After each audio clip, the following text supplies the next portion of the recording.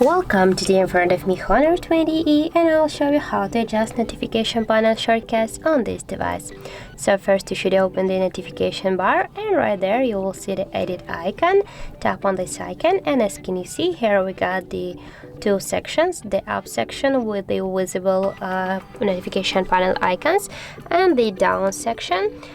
Here we got the icons that we can add to our notification panel, and to do that just hold for a while the icon and drag it here to this up section, and now you just added successfully the one more icon to your notification panel.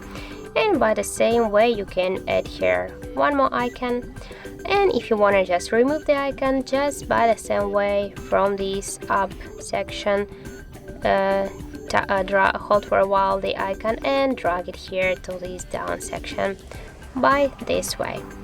So as can you see, and if you want you can also change the position of the icons here in your notification panel. Just by the same way hold the icons and drag it to the section where you want to just see the changes, and then just to save all the changes, go back, and as can you see, that's really simple.